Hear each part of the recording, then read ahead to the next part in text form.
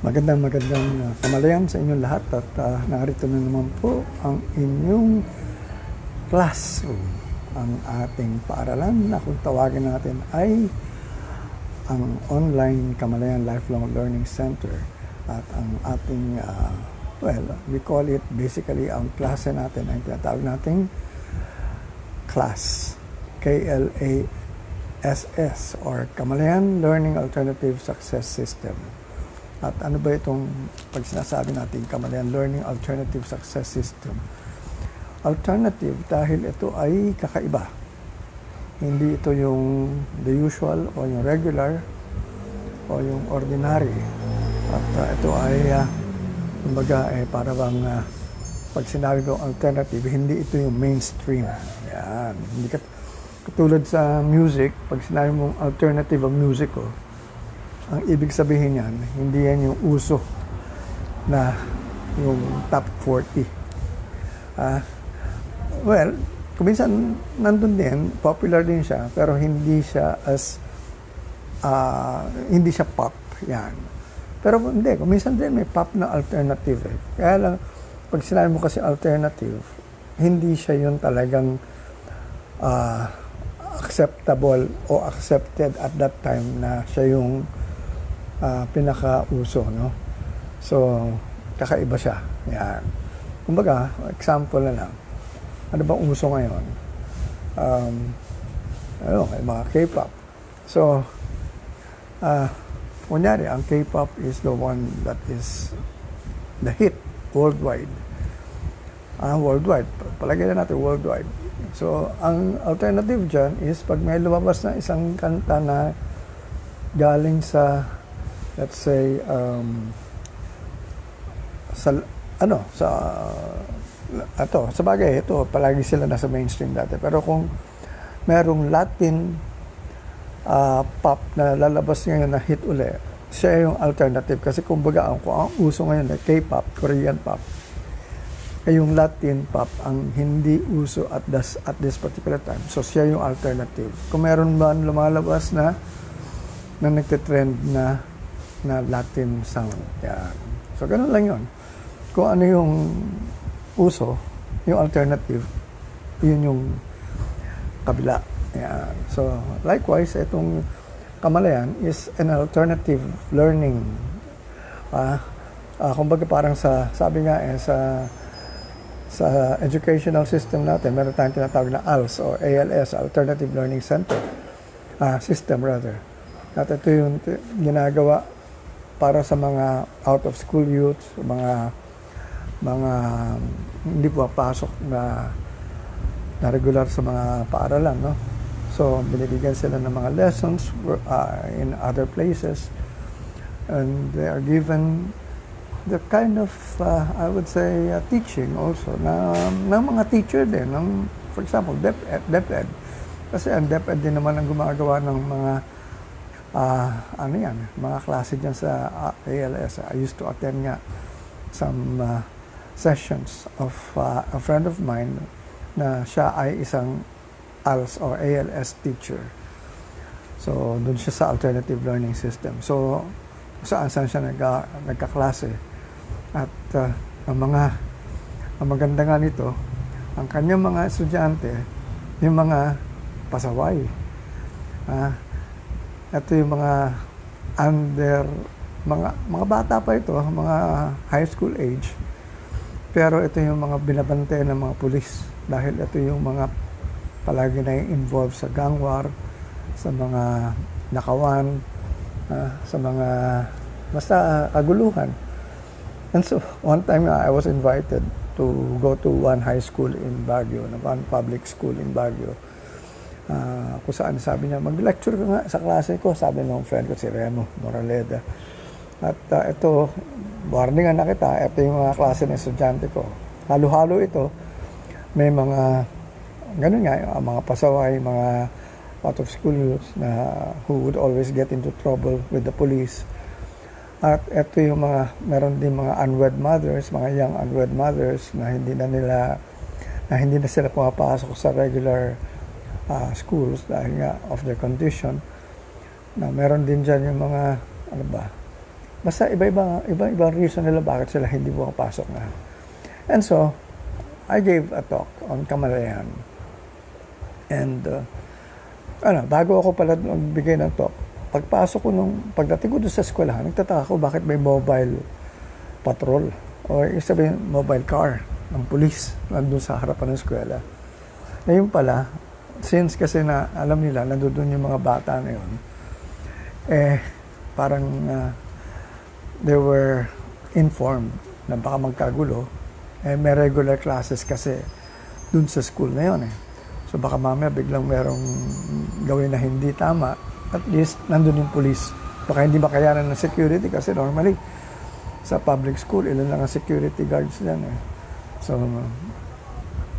merong assistance. Anyway, nung nagpunta naman ako, mukhang regular class lang naman yung pinuntahan ko. At nakita ko naman yung mga bata, okay naman, parang regular na mga estudyante lang. Kaya lang nung nagbigay na ako ng lecture, at nung nag-start na akong sa kanila, makipag-usap, talaga nakita ko na yung kakaibang tingin nila. Yung parang gutom sila sa mga ganitong klaseng kaalaman. Kasi parang na-miss na nila yung eskwelahan Pero parang ngayon lang nila nadinig. Yung klaseng gusto nila madinig, na hindi nila nadidinig, siguro sa kanilang pagpasok dati sa eskwelahan nila. Dahil dati naman sila estudyante Kaya lang nag-drop out Pero for the first time siguro, nakarinig sila ng isang teacher na katulad ko, na nagtuturo ng mga bagay na naka-resonate sila, naka-relate sila kaagad. And so, I enjoy yung aking lecture doon. I think I stayed there for around more than 2 hours. No? Imagine 2 hours. Ayan, mga pasawayan. Sabi nga, wala yung pasensya. But they were able to stay. And ito nga ang maganda dyan. Paglabas, papalis na ako. Ang daming sabi, sir, ano tayo? Mag-picture tayo. para ako in-idolize sa mga bata. No? Gusto nila mayroon sa akin, memory, photo. So sabi ko, doon tayo sa labas kasi malaki kayo hindi tayo kakasya rin sa classroom. Doon tayo sa may flagpole, ganyan. Hindi, actually sa labas na ng eskwelahan So paglabas namin ng eskwelahan, syempre dadaan kami doon sa police car. So nakita ng mga police, sabi, sino itong parang leader ng mga batang ito? Ako yun Ako yung namumuna.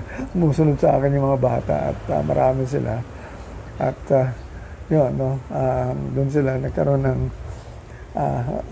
doon kami nagkaroon ng photo session. At yung mga pulis nagtataka, parang paano ko na control yung mga bata na yun na kung saan parang dati hindi mo nga mahuhuli yan talaga bigla mawawala na lang yan Anyway, so yun ang experience ko I was just talking about alternative. Ang Kamalayan is an alternative learning success system. Why success? Because ano ba ang alternative success?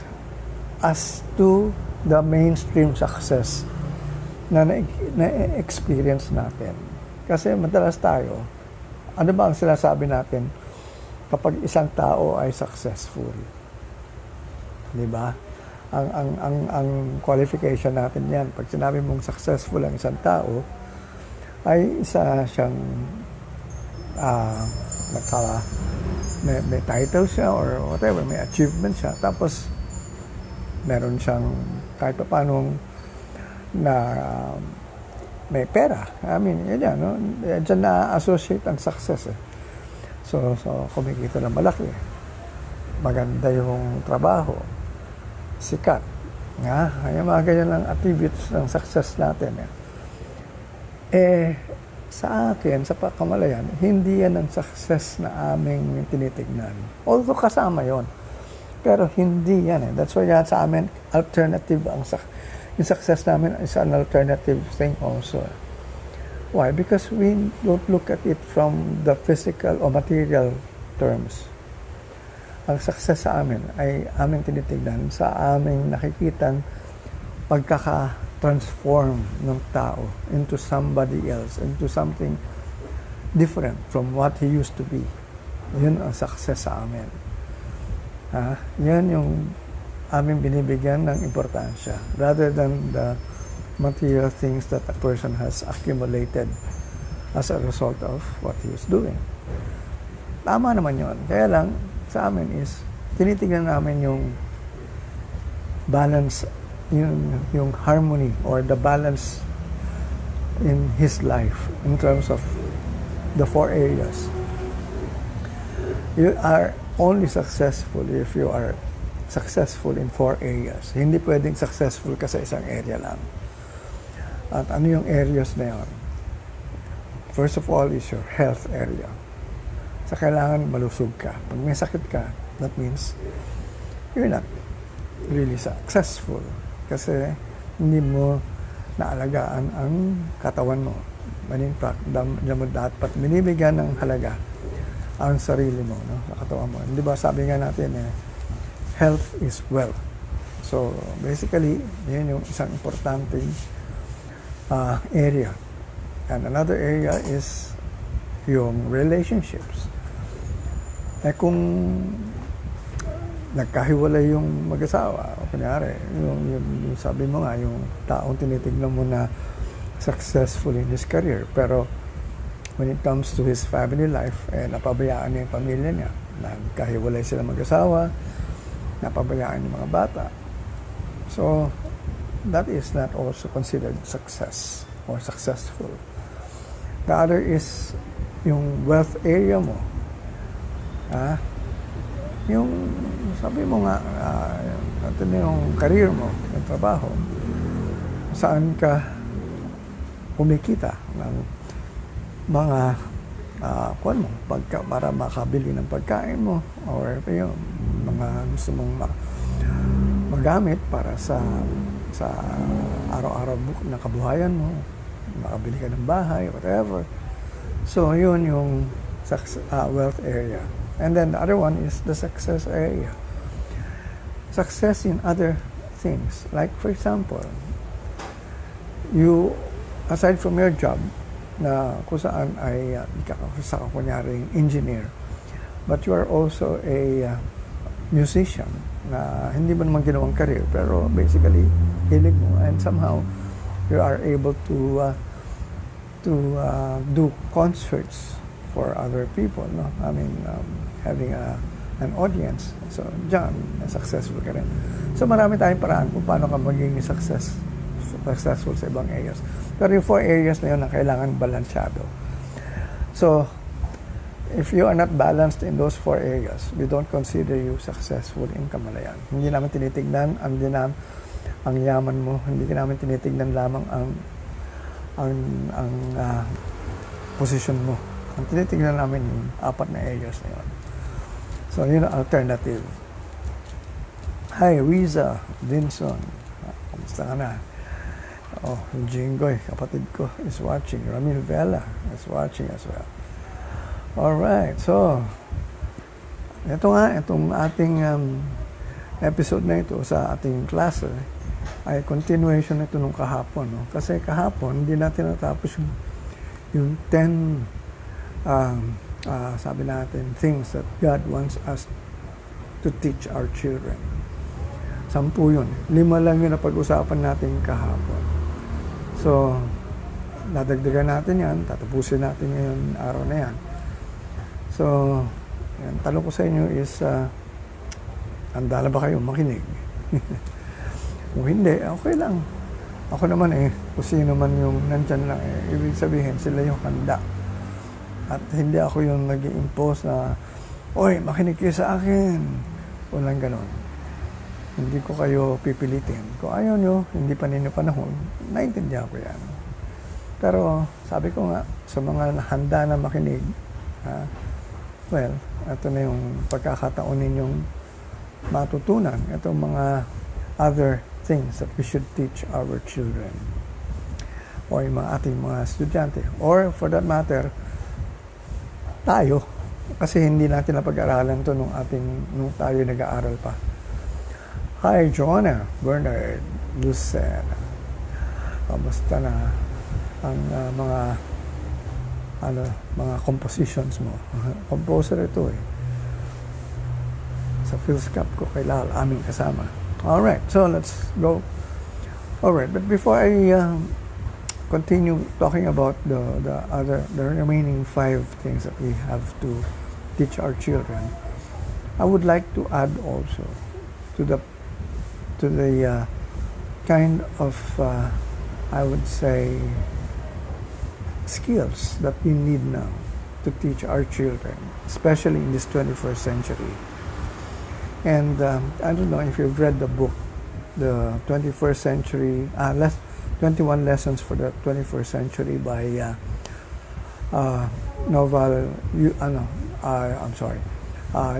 Yuval Noah Harari.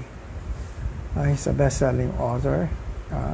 Siya yung author ng Homo Sapiens, Homo Deus, and now also the 21 Lessons for the 21st Century. And he came up, sabi niya, I will read in his latest book, no? To survive and flourish in such a world.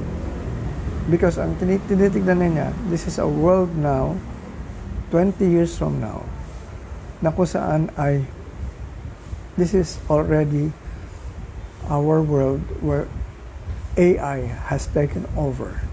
Artificial intelligence, computers, mga robots. Wala nang trabaho tayo for human beings. Dahil na-taken over na ng technology, ng AI. So, ang tanong dyan is, ano ang kailangan natin gawin? So, sabi nga dito, to survive and flourish in such a world, you will need a lot of mental flexibility. Ayan, present daw si Joanna. Alright, so, I hope you become a regular student.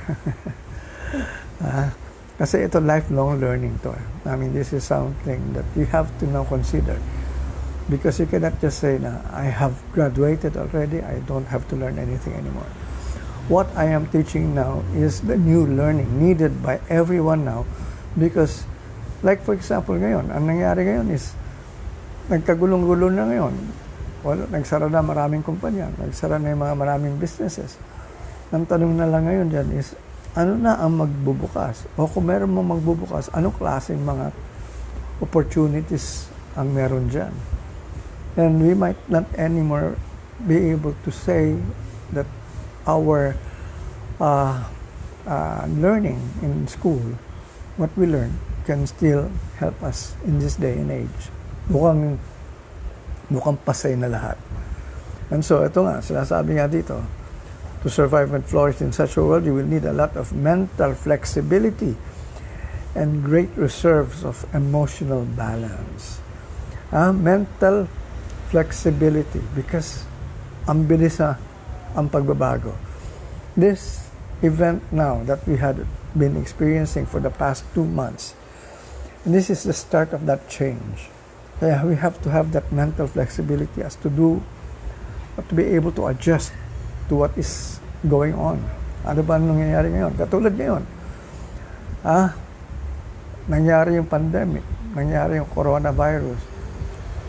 In the States, bigla na lang something erupted at nagkakagulo ngayon doon, nagkakaroon ng riots. No? Pero ito, as what had happened with the coronavirus, mukhang this is going to be also a pandemic thing.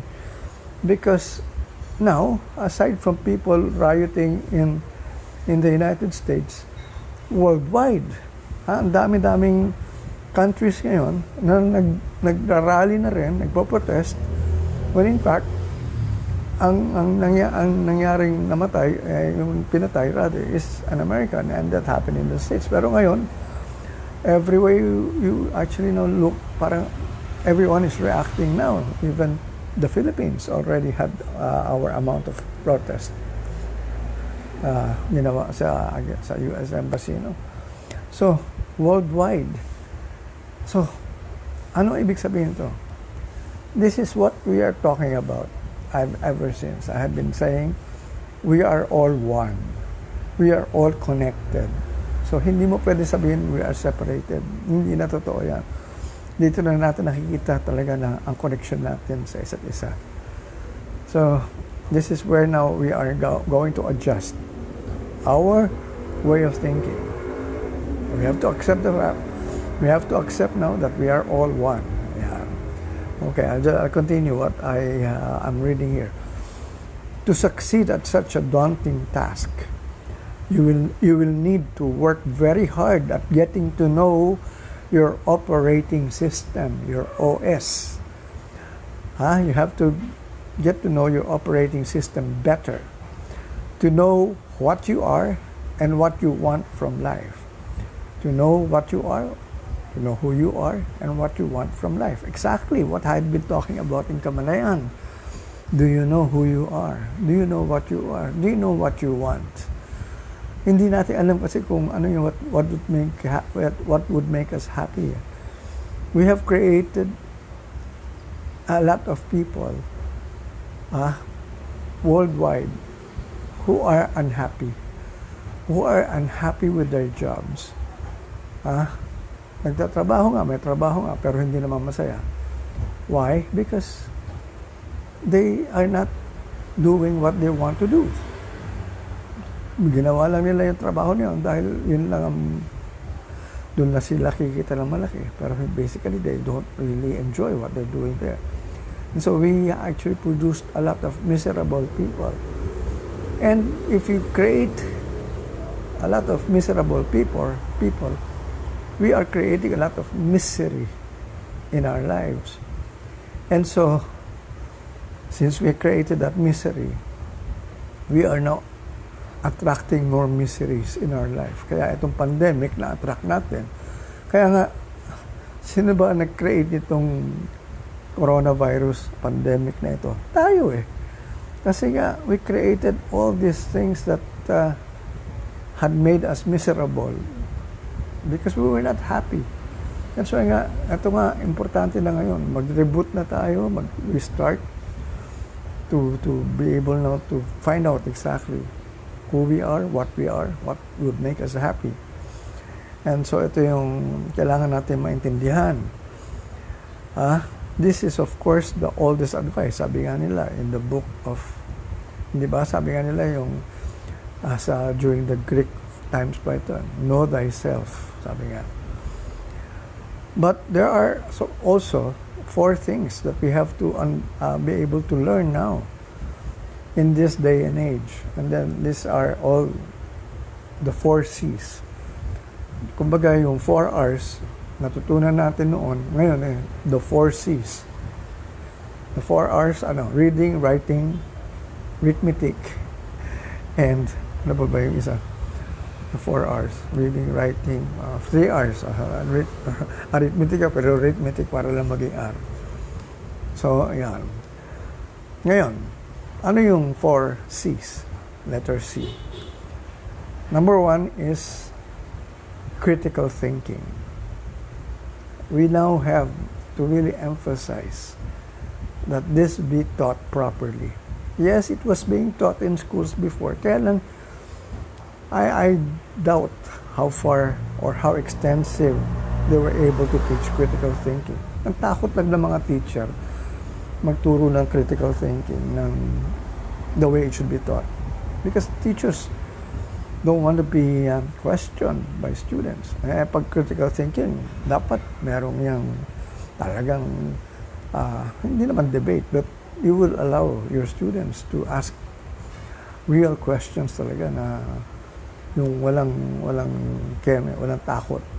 Hindi katulad sa sabihin, uy, bawal yan. Wala nang bawal.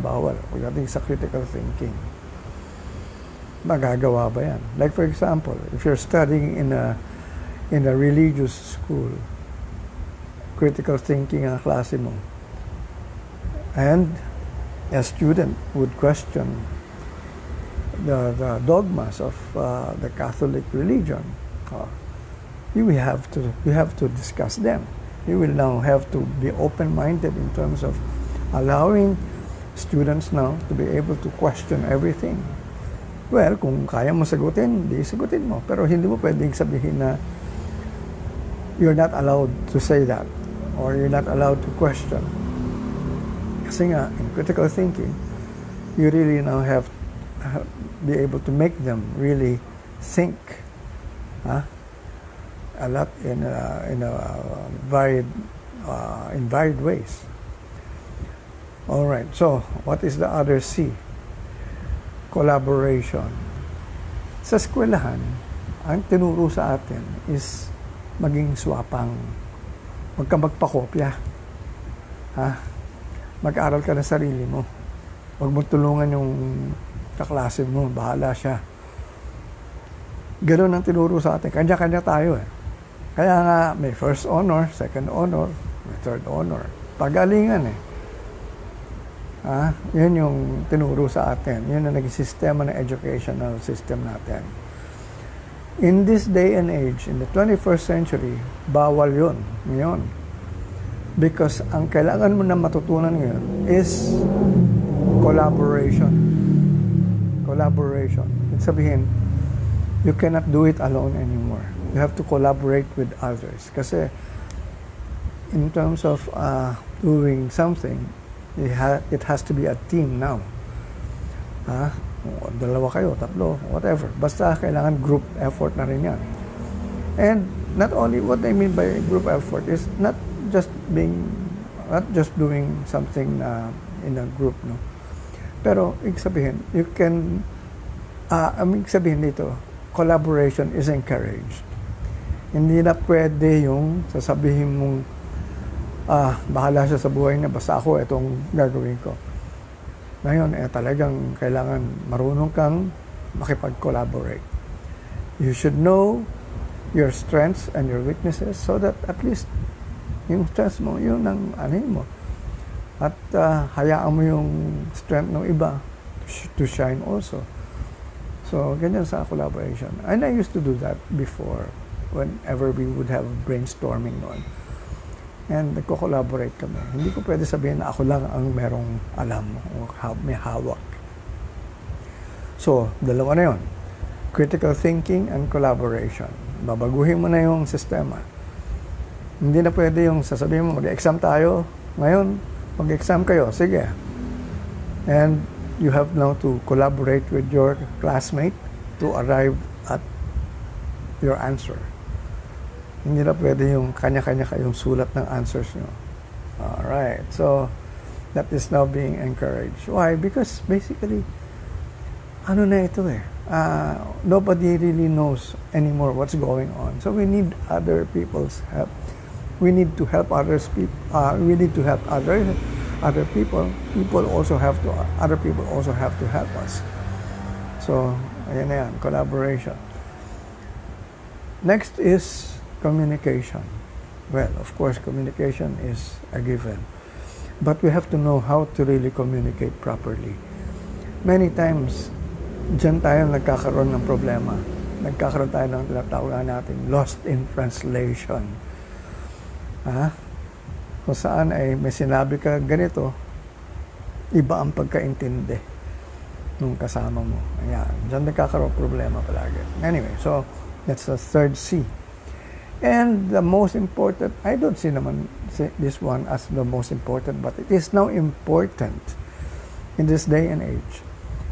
Etong C na babanggitin ko. Creativity. Creativity because there is something that is now important to be created in terms of something new. You have to invent something else. Wala na yung dati. Tapos na yung mga nakaraan. So you have to now be more creative. You have to be more open-minded in terms of what is now parang coming into fruition. Yung mga ganyan, no? Hindi na pwede sabihin mo na, I cannot happen. Now, everything can happen. Nothing is impossible.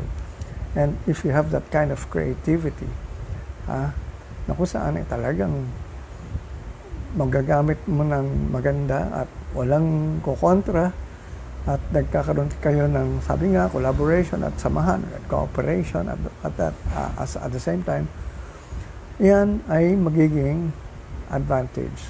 And you will create a lot of new things. In this particular period, this is now the time to really create a lot of new things in our life. Kasi lahat ng dati, wala na. Nagsara na, nag-collapse na, nag-iba na, and wag na natin sabihin na gusto po natin buhayin yung patay. Tapos na yun eh. Let's now come up with something new. Even with the old, kung ibabalik mo yan, siguro hindi na siya yung the same na nakagisnan mo o yung status quo lang. Pag meron ka pa rin from the past, pag binalik mo ngayon, iti-tweak mo na yan. Kasi may bago na yan. Bago na technology, nagbago na ang kuwan. And we are always being informed by new information. There's something new always to learn. So hindi mo sasabihin na, ay, hindi na natin kaya yan, wala na tayong matututunan bago dito, kailangan yan na lang yan. Ay, magko-collapse ulit yan, mawawala na naman yan. So, yan, 4 C's rather, that we have to now teach young people. Critical thinking, communication, creativity, and collaboration. Alright. Hi, Rafi Capuno. Kamusta na? Ito si Rafi, ang gusto kong makasama in the future. Kasi, ito, very creative itong taong ito. Kaya na nasa Baguio siya. So, pag pwede nang pumunta sa Baguio, one of those first guys I want to see there is si Rafi.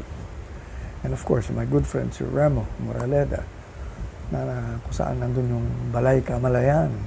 And he's now teaching na-inspire siya sa ginawa ko yung class eh. Sabi nga niya, maganda yan, class. Ang ginawa niya ngayon, back class. Niloko ko nga, sabi ko baka ma-attract ba siya, puro bading. Kasi back class. But sabi niya, yung babaklas ka na sa nakaraan from the past. Parang you are now breaking away from the past. Backlash.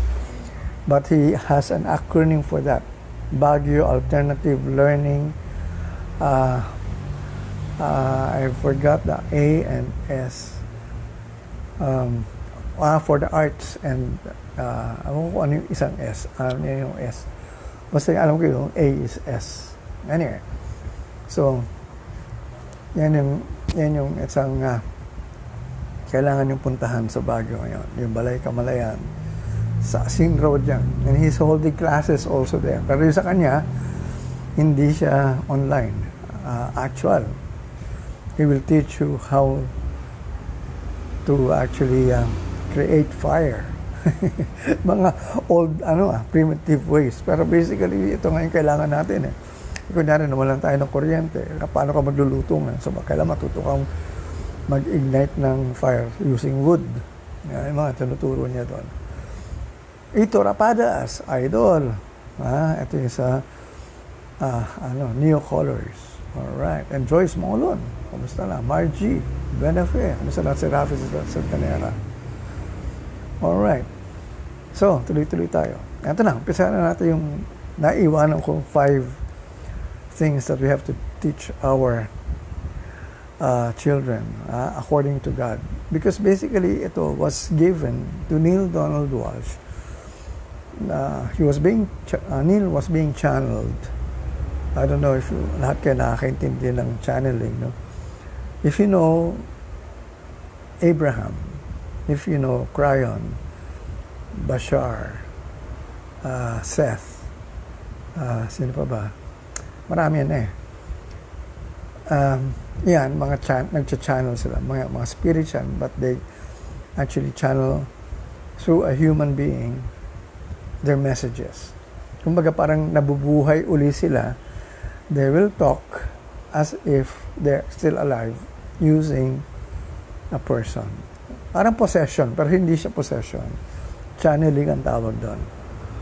So ito, through automatic writing, hindi sa pagsasalita in terms of using the voice, pero using handwriting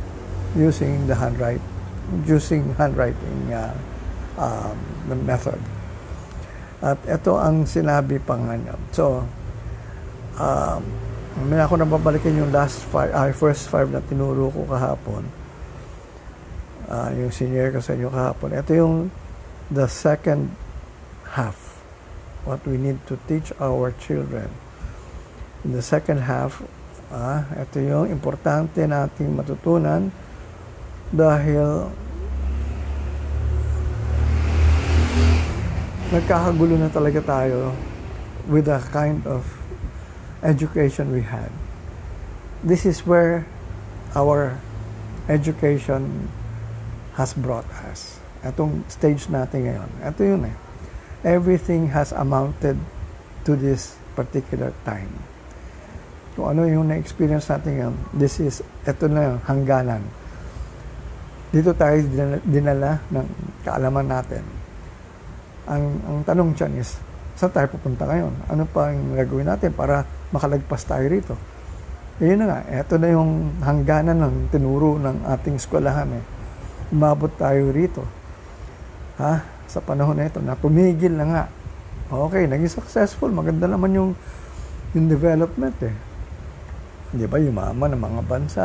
Pero ngayon, bigla nawala. Bakit? Ano nangyari? Ano yung hindi na ituro ng tama sa atin? O baka hindi kompleto. Hindi nga kompleto. Kaya ito, tinuturo ko. Okay, number 6. Ito yung hindi ko ito yung second half na. Teach your children that they will never be judged. That they need not worry about always getting it right. And that they do not have to change anything or get better to be seen as perfect and beautiful in the eyes of God. Mabigat ito. Pero pag naintindihan nyo, nasabihin mo, oo nga naman, no? Dapat lang. Hi, Butch Dance is watching. Ano ba? Talagang ito ay puro star-studded itong kon ko ngayon. Puro nasa arts. Puro Butch Dance used to be the manager of the Apo Hiking Society. I think he's still the manager, no? Kaya lang tumigil lang Apo eh. But, siguro nagko-continue pa sila pero hindi na sila sabay-sabay kadalasan. So, si Butch Dance is a good friend. Alright. So, teach your children that they will never be judged. Huwag kayo, sabi nga sa Itbulaga, bawal judgmental. Totoo yan. Because a lot of times, when you judge people, especially children, when they feel that they are being judged, it stops their growth. Natitigilan na ang pag-grow nila in terms of being more creative, more of becoming who they are. Kumbaga natatakot na sila. Kasi nga parang hinuhusgahan na sila. When in fact, dapat ina-encourage. So that they need not worry about always getting it right. Kasi nga pag sinasabi ang ginagawa mo naman, sobra namang taas ng ambisyon mo eh. At pag pumalpak ka dyan, mapapahiya ka. And so parang natatakot lang ngayon ng mga bata. When in fact, they can always fail. We should encourage them to fail. Alam nyo ako, I have learned more from failure than from success. Sa success, pinag-aralan ko ibang tao. I looked at the success of other people, pero I never learned anything from them. Kanya-kanya eh. Hindi ko naman alam yung mga bagay-bagay that made him successful. Kasi maraming factors dyan eh. Maraming mga factors kung bakit siya naging successful.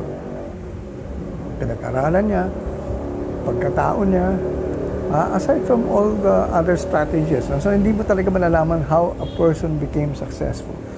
Pero alam mo kung paano siya pumalpak. Ano ang nangyari, bakit siya nag-fail. At mas doon ako nakatingin. So, yun yung pinag-aralan ko. Mas pinag-aralan ko yung mga kung saan sila pumalpak. And ganoon din ako. My more important lessons came from my failures than from my successes. Ang grabe yung mga palpak ko. Sobra. Losing a lot of money. Pero yun na nga. Sabi nga, the more the bigger failure you experience, the better learning you are able to learn from it, or you're able to get from it. So that means hindi masamang pumalpak. So huwag ninyong isipin na kailangan palagi mo gagawin tama. Kasi a lot of times people don't take risks anymore kasi they're afraid to fail. And that is exactly what is wrong with the educational system. Pag nagkamali ka, bagsak ka, failure. Hindi ka pwede magkamali sa educational system. Yun yung naranasan ko. You cannot really fail. They never encouraged failure in school. And that is something that has to be changed. So, yan yung bagay na ito nga sinasabi na this is what we have to teach children. Na they need not worry about always getting it right. Sometimes they will fail, okay lang. Sometimes they will get it right, so okay. Give them the acknowledgement. Give them the applause. Pero, yun na nga, when they fail, don't condemn them. Alright? So, ano pa? Sabi nga rito, and they do not have to change anything. Kasi, sasabihin mo palagi sa bata, uy, magbago ka na, nakakahiya ka. Ano kang klaseng tao. Yan eh. So, ang bata ngayon, para bang, sino ba ako ngayon? Ano bang papalitan ko sa sarili ko? Ito ako eh. Ito nga eh, ang hindi natin in-encourage is to find the uniqueness in everyone eh. Kung ito ang gusto ng batang yon, dapat i-encourage natin na maging ganun siya. Hindi eh, binabago natin eh. Maging katulad ka ng kapatid mo, maging katulad ka ng mga kaklase mo. I used to have a friend kawawa nga siya because he was always being compared sa akin noon. Kasi yung mother, bakit hindi ka tumulad kay Tato? Kasi si Tato may trabaho, ikaw wala. Mga ganun. Sabi ko, kawawa naman ito anak na ito. Iba yung gusto eh. Yung gusto nung anak, business. Ayaw niya maging empleyado, which is, sabi ko, mas gusto ko nga sana yung gano'n. Kasi nga, ang dami na niyang palpak sa business. Siguro, nagagalit na yung nanay dahil nauubos yung pera. Sabi ko nga, mas maganda nga yung encourage niya siya mag-business because basically, I don't know where he is now. Anyway, so, ngayon, nako-compare siya. So, we should actually compare. Sabi ko nga, ito na, nasa na tayo. Number 6 pa lang tayo ulit. They do not have to change anything or get better or be better than anyone else to be seen as perfect and beautiful in the eyes of God. Because everyone is perfect. Everyone is already perfect in the eyes of God. Wala tayo kailangang baguhin. All we have to be is to know who we are and acknowledge the very uniqueness that is inside us. And acknowledge the gift that have been given us. Yan ang kadalasan hindi natin nakikita sa buhay natin, yung gift natin. Why? Because, again, our present educational system natin destroyed that opportunity to find out about our gifts. Kasi, sinabi lang nila, sundin nyo ang gusto namin.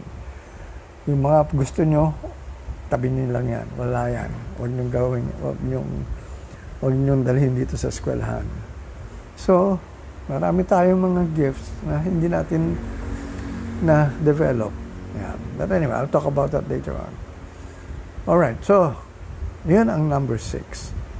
Teach them this and you will have them. And you will have taught them grandly. Alright. Number 7. Teach your children that consequences and punishment are not the same thing. That death does not exist Yan. Controversial ito. That, that death does not exist. And that God would never condemn anyone. All right. Why would now God insist that this be taught? Ito yan eh. Teach your children that consequences and punishment are not the same. All right. Ang ginagawa natin para sumunod ang isang bata. Uy, makinig ka ha, sumunod ka. Pag hindi ka sumunod, paparusahan kita. So may punishment, no? Ganun. Talagang pag meron tayong ginawang hindi tama sa mata ng mga teacher natin o mga gulang natin, may punishment. Alright. So, ganyan ang naging kuha ng punishment natin. Alright. Ang tanong, ano ang difference ng consequence and punishment? Ito mga nangyayari sa buhay natin. Sasabihin mo, iba sinasabi, kasi pinarurusahan tayo ng Diyos ngayon dahil ang dami nating kasalanan ginagawa Kaya ito, pinahirapan tayo sa buhay natin. Alright, sinisi mo ang Diyos. Sinasabi mo, pinaparusahan ka, punishment. Dahil sa mga kasalanan na ginawa natin. Alright? Ang sinasabi nga, sabi nga ni God dito sa God would never condemn anyone because there is no sin. Why would He condemn? Wala naman kayong nagawang masama. Alright. He will not condemn you. Pero kunyari, may ginawa kang kalokohan. Okay. Again, what is the difference between punishment and consequence? Alright. Anything that we do may corresponding consequence. If we do something good, ang consequence niyan maganda. Sabihin may mangyayari. Na may magkakaroon ng balik sa atin na maganda rin. If you did something good, may consequence yan na ang balik sa'yo maganda rin. Or yung nangyari, ang mangyayari dyan, maganda. If you did something bad, ang consequence niyan, may balik sa'yo na bad din. Remember, everything has a consequence. In anything that we do, there is a consequence. Kaya nga ako, palagi ko sinasabi sa Kamalayan, you can do whatever you want. Walang bawal sa Kamalayan except to hurt other people. As long as it doesn't hurt other people or animals or for that matter yourself, you can do whatever. Yun ang palagi ko sinasabi sa Kamalayan. Alright. Okay. Sabi mo, nagnakaw ako. Sige, wala nakakita. Wala nakakita. Nagnakaw. So, nakalusot, di ba? Akala natin nakalusot. Yung ginawa mong, yung act na pagnanakaw mo, may consequence. Hindi mo lang alam, may balik yan. Ang tawag, sabi nga natin, ang tawag siya karma. Ang mangyayari sa'yo, may mawawala rin sa'yo. Or may kapalit na kung ano yung ginawa mong pagnanakaw na yun, may equivalent yan na ganun din na mawawala sa iyo. Mas higit pa kung minsan. Alright. So, in anything that we do, may consequence. Kaya, mas maganda na lang. Gumawa ka na maganda. Kasi, ang consequence palagi is maganda. Hindi ka pinaparusahan na lahat ng mga akala mo parusa, consequence na yun. Kasi nga, ikaw rin ang gumawa nun. So, nobody gives you punishment. Nobody punishes you. You actually get the consequence of what you do. Paano yun? Iniisip mo pa lang, may consequence ba? Oo. Kaya nga ako, ayoko mag-isip Kasi kadalasan, kapag inisip mo, nangyayaring may consequence eh. Like for example, eto wala akong ginawa. Nanood lang ako ng TV. Nanood ako ng TV. Ang palabas yung comedy na kung saan ay puro palpak yung mga na tumutumba, bumabaligtad, yung mga, kunyari may nakasakay sila sa motorsiklo, bigla na lang tutumba, mahuhulog sila sa motorsiklo, mababangga sila, or yung mag-skid. So, kuminsan, it is done in a comedy manner, kasi nga, kuminsan comedy yung show. So, pinapakita yung mga kapalpakan ng mga tao. So, ikaw, syempre, tatawa ka. So, okay lang. Akala ko, ganun lang yun, tawa lang. Akala ko, inosenteng tawa lang ang ginagawa ko. Yung pala, doon ko na-realize, yung sinabi ni Jesus na, be pure with your thoughts. Because sa thoughts mo pa lang, meron ka ng consequence na may experience. Ano ang nangyari sa akin nung pagkatapos ko manood ng gano'n? Eto, pag lakad ko lang ng ilang steps sa bahay, natapilok ako. Natapilok. Hindi ko alam bakit. Wala naman nakaharang, walang bigla na lang ako na without being aware. Sabi ko, oh no. Sabi ko, okay, this is the consequence of what I just thought about earlier. So, ganyan ang buhay natin. Remember, eto nga ang maganda sa buhay natin. If you know that there is always a consequence, alam mo na ang ganda mabuhay sa mundong ito. Kasi alam mo, walang magpaparusa sa'yo. Walang malas. Ikaw lang ang gagawa ng malas mo sa mga iisip mo ng mga hindi magagandang bagay. Kasi the moment baguhin mo yon, gawin mo positive, you will attract also all the positive things in your life. If you're always happy, you will attract everything that is happy, or what will make you happy. Yun ang hindi tinuro sa atin sa eskwelahan. Ang tinuro lang sa atin is, huwag kang gagawa ng masama. Bawal yan. Pati sa simbahan, ganun din, commandments. Thou shalt not steal. Hindi sinabi na hindi pala, na meron palang consequence sa lahat ng gagawin natin. Akala kasi ng karamihan, kapag wala nakakita, nakalusot. Hindi nila alam, kahit na wala nakakita, may consequence na darating sa buhay mo. Akala mo lang nakalusot ka. Yan, ang isang kailangan natin na intindihan na tama. Ganyan tinuturo ko.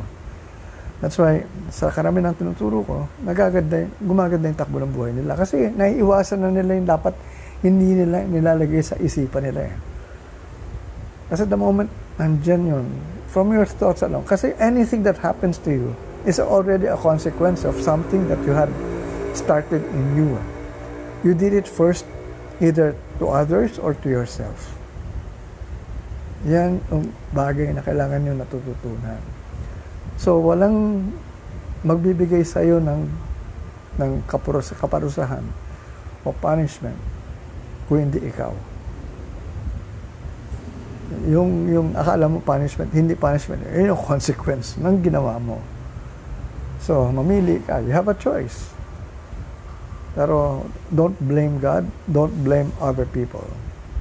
Nakikinig si Ronnie, Faustino, Luisro. Way to go. Good, good.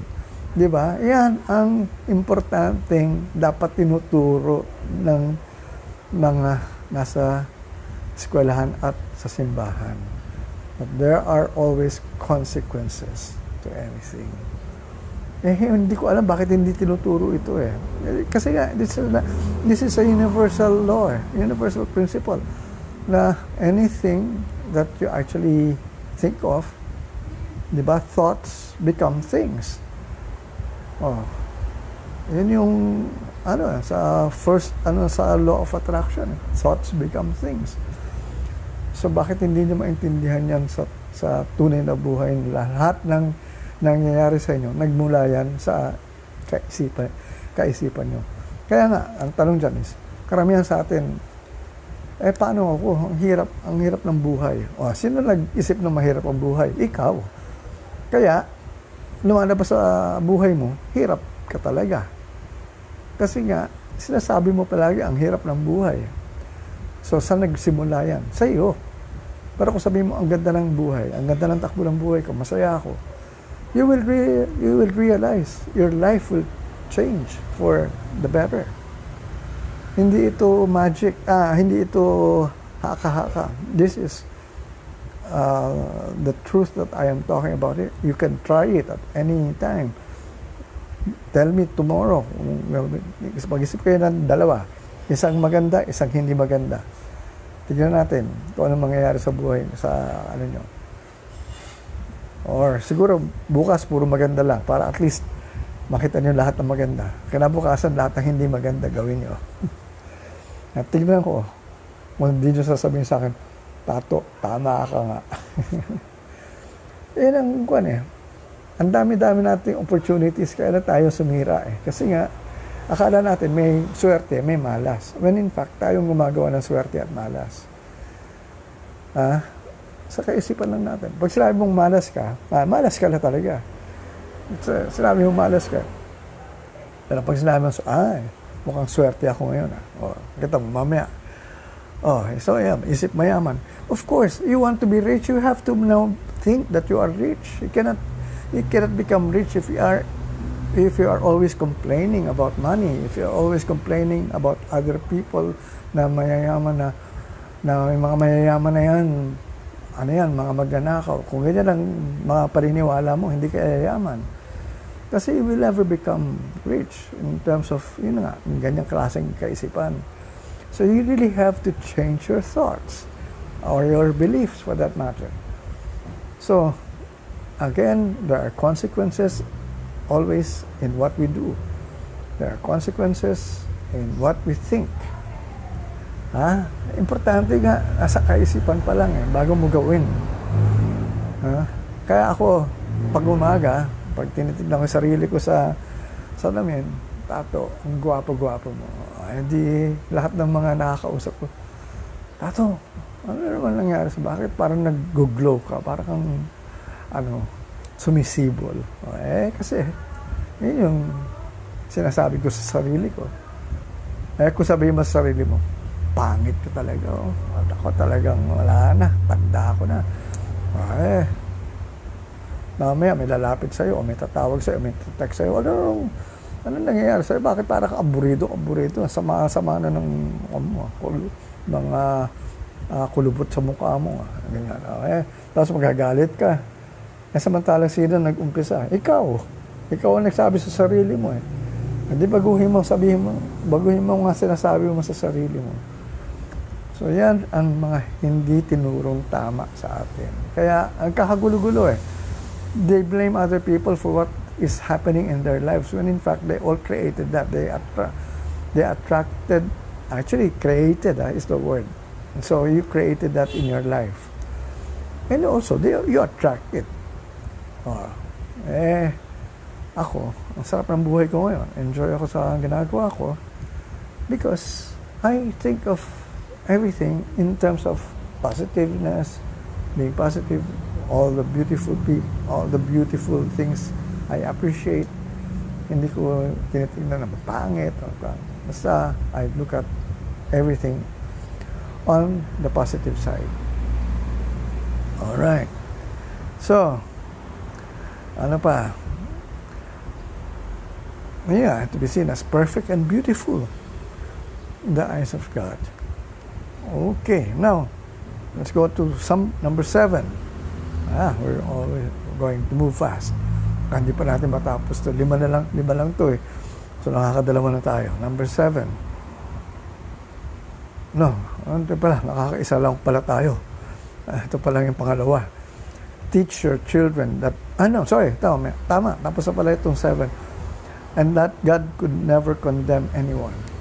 Again, yung condemnation na yan, I often talk about the parable of the prodigal son. Di ba? The father basically gave everything to the other son who became prodigal. He came back. Did he condemn his son pagbalik? Hindi, di ba? That is how Jesus described God through that parable. Binigyan pa niya ng maraming mga magagandang mga damit uli, pagkain. Walang sinabi na, anak, magsisi ka muna bago ko ibalik sa iyo lahat ng mga ganitong bagay. Walang ganun eh. Walang sinabi na magsisi I mean, from the words of Jesus, doon sa parable na yun, walang sinabing, ang sinabi lang niya, my son came back. Ano ibig sabihin nun? Alright. Ito ang tinuturo ko sa kamalayan. A lot of times, we get separated from God. We get separated. When we are separated from God, doon tayo nagkakagulo-gulo ang buhay. And so, ano ang kailangan natin? We have to go back. We have to align ourselves with God again. Ito yung sinasabi ko, alignment. Kailangan naka-align ka sa center. And, God is within us. So, you just align. So, always think of good. Because God is good. Think of goodness always. The moment you start thinking good, you're already about to align. Think of good. Think of everything beautiful. Think of everything abundant. Ito yung, when you talk about God, God is all those. So, pag sinabi mong wala kang pera, wala ka sa alignment. Kasi nga, God is supposed to be abundant. Abundance is always around God. Prosperity. Yun yung kaharian ng Diyos. Nasa kaharian, nakatira ka nga sa kaharian ng Diyos eh. The kingdom of God is within or at hand. Tapos, nakatira ka nga sa kaharian, hindi ka naman nag-enjoy dahil parang nakikita mo yung table ng puro ang sasarap na pagkain, hindi ka makakain. Ano ibig sabihin nun? Merong kulang na hindi mo ginagawa. So, hindi ka naka-align. So, pag naka-align ka, everything is yours. Walang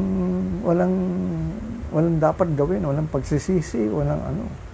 All you have to do is just to be in the grace of God again in terms of being good, being positive, being happy.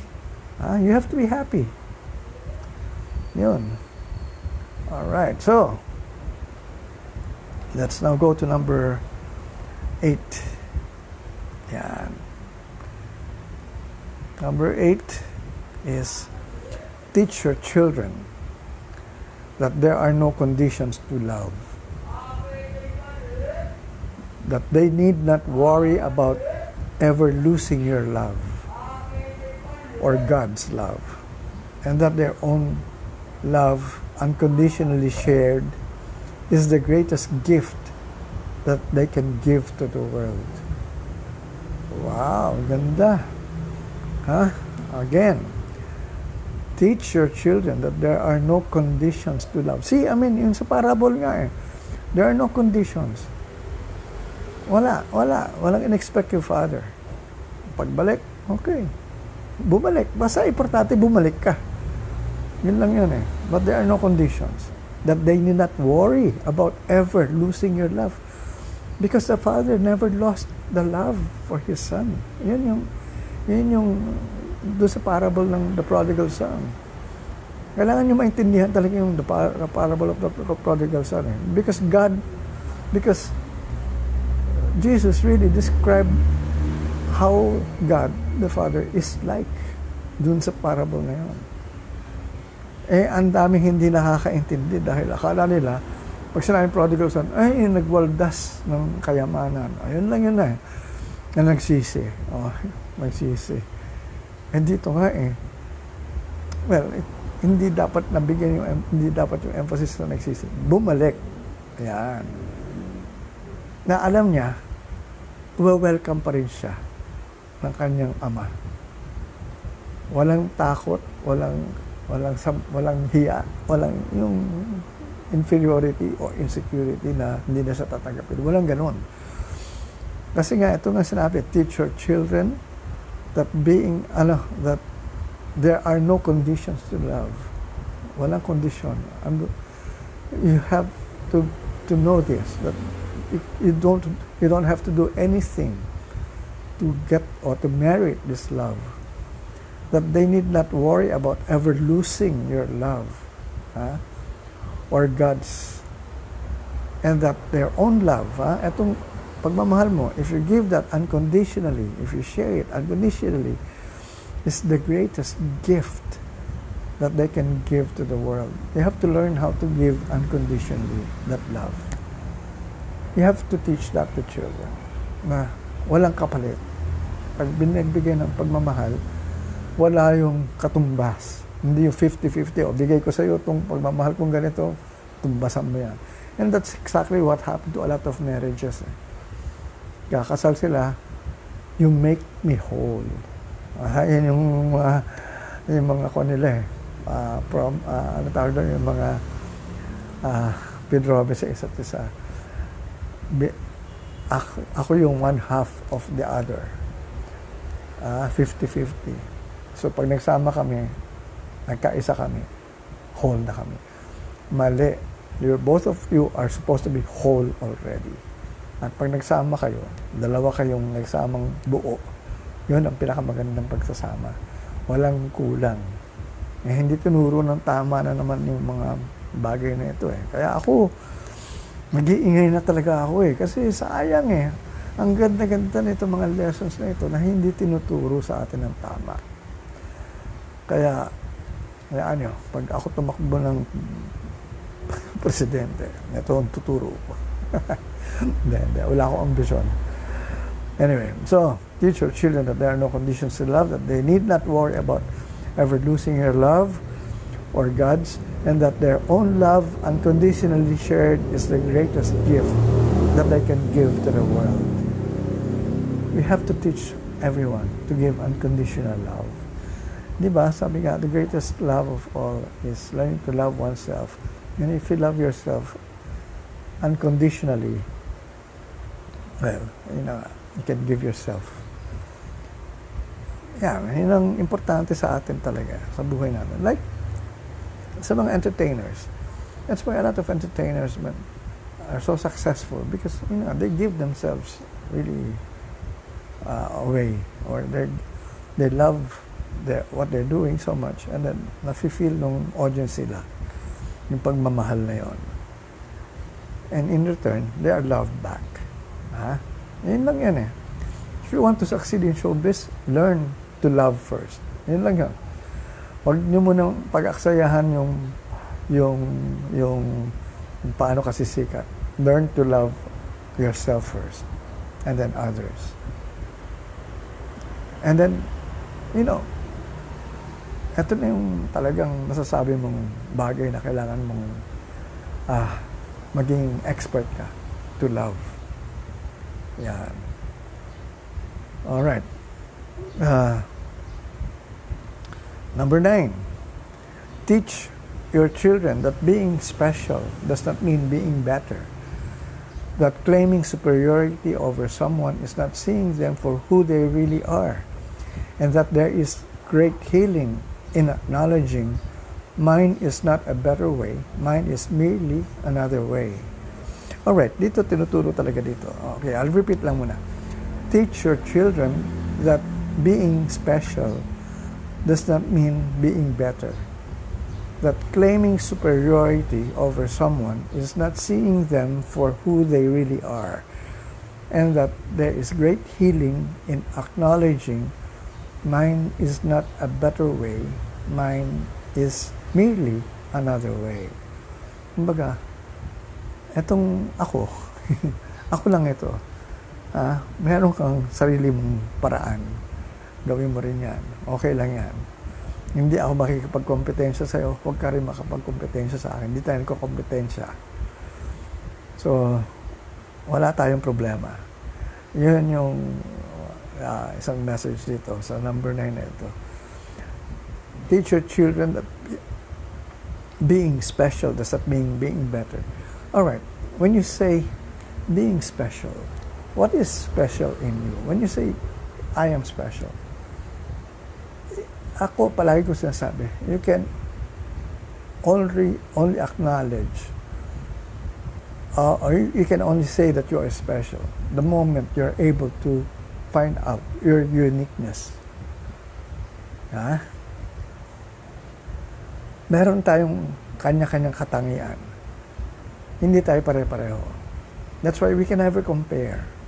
We can never say, I am better than him, he's better than me. Walang tayong compare. We cannot compare because we have our uniqueness. So that makes us special, our uniqueness. So the moment you discover your uniqueness, yun na yun.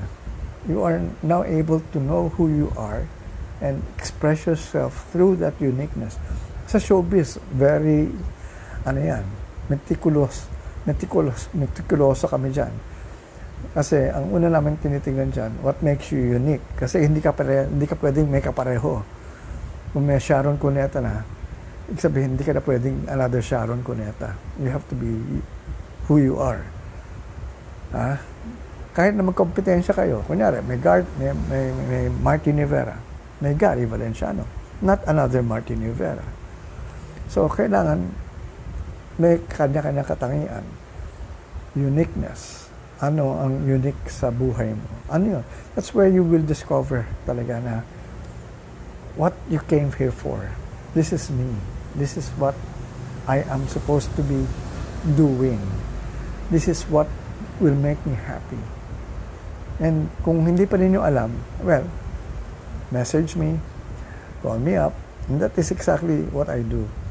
I help people discover their uniqueness, who they are.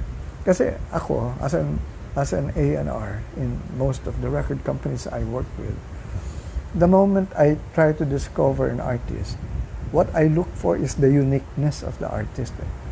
Hindi pwedeng may kapareho na siya. Kung may kapareho na siya, I disregard them. So, ang tanong dyan is, ano ang kakaiba nito? Kasi, unang-una sa boses. Kasi kung singer ka, kailangan, pag nadinig yung boses mo sa radyo, alam nila, yun lang yun, ikaw yun.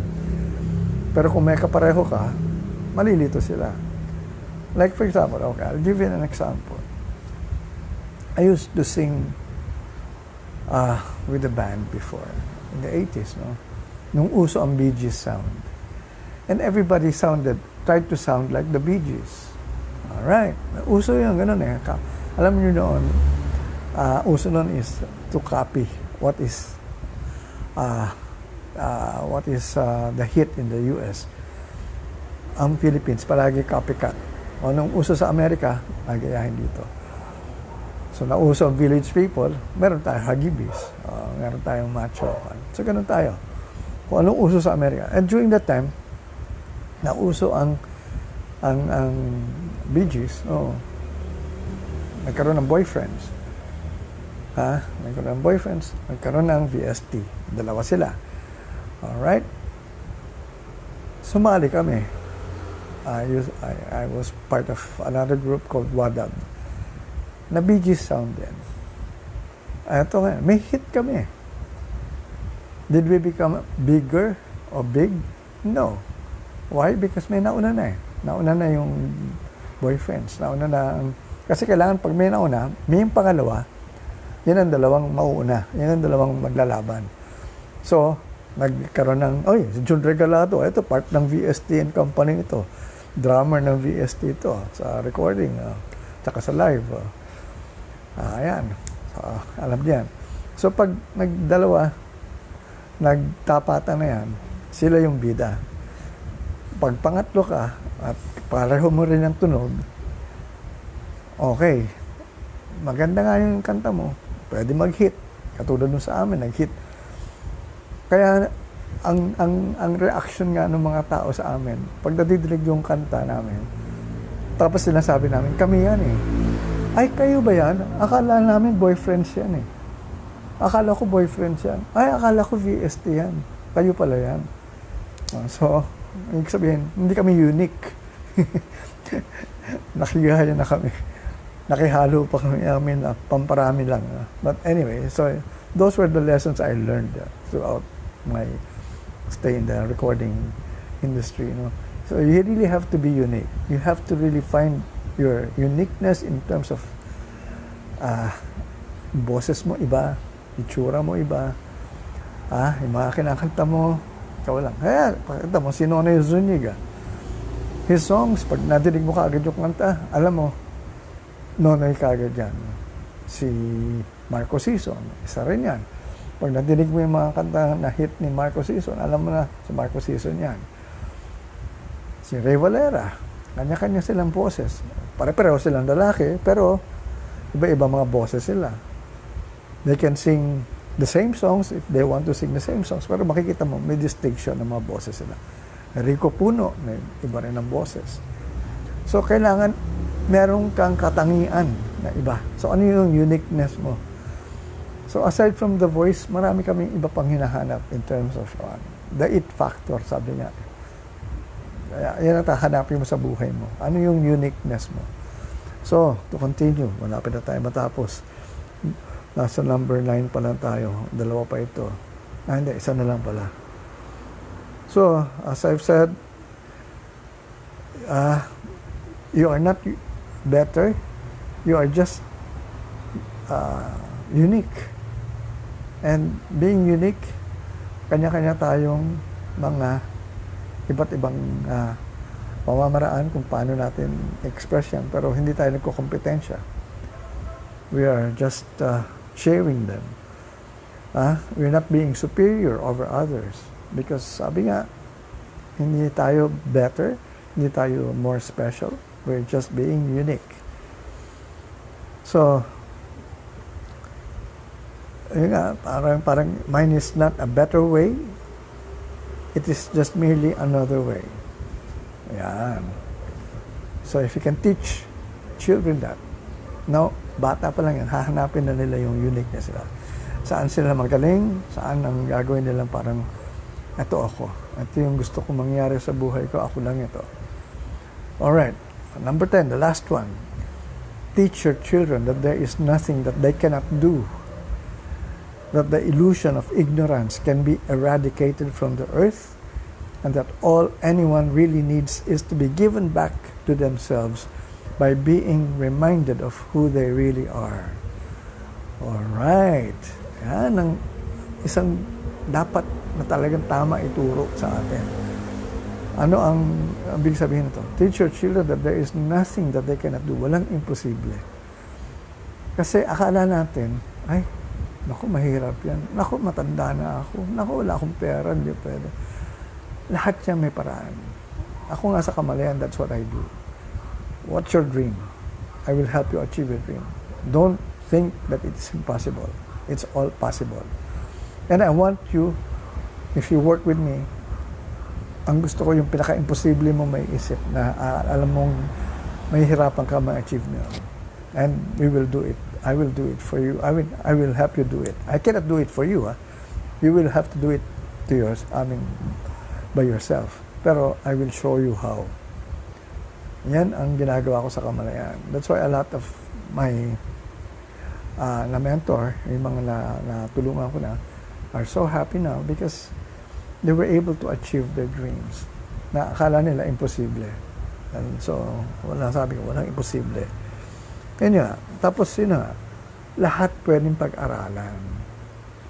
Walang sasabihin mo ngayon, nasa information age na tayo. Nandiyan na lahat sa internet. Gusto mong mag-aral ng gitara, mag-YouTube ka. Andiyan na yung mga lessons na, free lessons na pwede mong mapag-aralan. Gusto mo mag-piano, nandiyan na sa YouTube. Wala na sasabihin mo na, ay wala kasi akong teacher eh. Ngayon, nandiyan na lahat, pwede na. Kaya nga, sabi ko nga ngayon, pwede ka na wag mag-aral sa eskwelahan. Self-learning na lang ngayon. Kung ano yung gusto pag-aralan, sa internet, nandiyan na lahat eh. Kung ano man yung gusto mong mangyari eh. Kaya, wag mo nang isipin na kailangan pang bumalik sa eskwelahan para magka-degree. Hindi ko naman sinasabi na masama yun. Of course, baka magalit yung sa akin yung mga parents kasi talagang akala nila it's the degree. Marami pa kasi naniniwala eh na ang diploma ay isang paraan na kung saan ay makakatulong sa pag-ahon sa kanila. Well, paniniwala nila yon. Kaya nga marami sa atin, ni-display yung mga diploma sa sala na para pinapakita na ito ako. Yan. Ako nga, I never had a degree. Kasi I never graduated. Pero, I studied on my own. Which is better. Kasi, mas masaya ako. And I can do whatever I want to do. And I can adjust because I know I can learn what I have to learn. Kung may kailangan akong bagong gagawin, prior to doing it, pwede ko pag-aralan kung gusto ko. Pero kung ayaw ko, hindi ko naman prepare. Huwag mong gagawin niya yung ayaw mo. Hindi ka rin magiging masaya. Pero kailangan kilalanin mo muna sarili mo kung saan ka masaya. So with that, ayun nga, teach your children that there is nothing that they cannot do, that the illusion of ignorance can be eradicated from the earth. Wala na yan, nasa YouTube na lahat, nasa internet na lahat. And that all anyone really needs is to be given back to themselves by being reminded of who they really are. Who are we really? We are really, again, we are spiritual beings having a human experience. Or we are spiritual beings in a human body. And so gagamitin natin yung katawan natin. It's important because this is how we experience the world. This is how we experience life. We have the senses. Now the thing here is, what are we doing with that combination of spirit and body? So this is who we are. Walang limitasyon because God is within us. Yan ang importante natin palaging isipin sa buhay natin ngayon. Na God is always with us. Na magagamit natin yung God power na yan. Because anything that we want, we can achieve. Because God is within us. Walang imposible. This is what God wants us to learn. You can do anything, provided you want it, that it will make you happy. Hindi yung dahil nainggit ka lang sa kaibigan mo, gusto mo maging ganun din. Ang tanong is, gusto mo ba talaga yun? Magiging masaya ka ba? Kunyari, gusto mo yumaman ng yumaman, o maraming pera, tanong dyan is, yun ba gusto mo? Yun ba magpapasaya sa'yo? Kasi, maraming yumaman, hindi masaya. Bakit ganun? Ang tanong is, kung hindi pa dahil na magpapasaya, ano yung magpapasaya? Yun ang dapat mong malaman. And you will only know that if you are able to know who you are. And siguro, sa susunod, to continue ko na rin ito ulit. What we have to teach our children. Self-mastery. I will share with you what I used to teach in Assumption College. Self-mastery. The 7 kinds of learning, which I learned from Dr. Ed Morato. Maganda yung kanyang self-mastery na tinuro, no? Grabe. I mean, kaya lang for tonight, tapos na tayo. Wala na tayong oras. So, nakumpleto ko na yung what God wants us to teach our children. The 10 things that God wants us to teach our children. So, if you missed the other half, go to my previous video. Yung suot ko, pag nakita nyo, yung kulay green ang suot ko, yun lang doon yung first half, the first 5. So, you can learn the other half of it. So, you can teach your children all those things. So, with that, I'd like to say thank you. Thank you to all those who had watched my, who had participated in my class today. So, June Regalado is one of them. Gerald Grana, Ronnie Faustino, Luistro, Julieta, si Juliet Cadawa, Malay, pinsan ko ito. Butch Dance, Rafi Capuno, Ito Lapadas, Joyce Molon, Margie Buenafe, Joanna Bernard, Lucena, Riza Vinson, Jingoy Malay, and Ramil Vela. So, maraming salamat sa inyo. At sa susunod uling lesson, siguro bukas yon or sa Friday na, ang ating 7 learnings sa self-mastery. So, magandang kamalayan sa inyong lahat.